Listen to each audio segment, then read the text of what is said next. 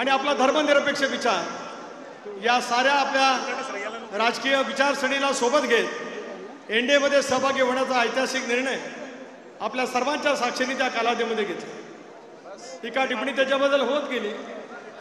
दादा आज कोणीतरी म्हणालं मी जॅकेट घालून आलो, तुम्ही जॅकेटातले वाघ आहात। कोण म्हणत असेल मी जॅकेट पांघरलं म्हणजे वाघाचं कातडं पांघरलं म्हणजे कोण वाघ होत नाही।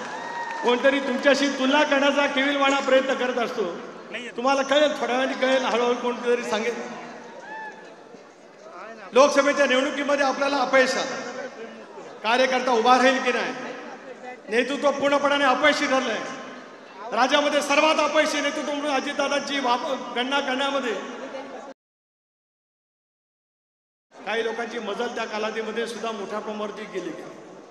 प्रचंड शब्दामध्ये टीका टिप्पणी करत ज्या चव्हाण साहेबांनी सुसंस्कृत महाराष्ट्र घडवला त्याच विचारधारेमध्ये असलेले काही मंडळी त्या पद्धतीची टीका टिप्पणी करण्यामध्ये स्वतःला धन्य मागत होते। माझ्यासारखा कार्यकर्त्याला विश्वास होता की पुन्हा एकदा महाराष्ट्राच्या जनतेच्या समोर आपण गेलो की महाराष्ट्राची जनता गेले 30 वर्षाच्या अभयपणाकर शक्तीमध्ये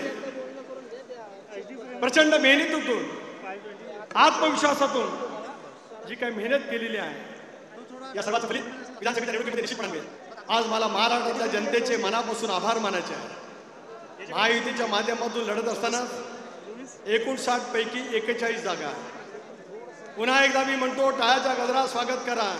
59 पैकी 41 जागांच्या वरती अभूतपूर्व असं यश दादा प्रफुल्लभाई यांच्या नेतृत्वाखाली राज्यामध्ये आपण संपादित केलं आणि आज राज्यामधल्या सत्तेमधला महत्त्वाचा सहभाग आज आपल्या सर्वांचा त्या ठिकाणी असलेला पाहतो।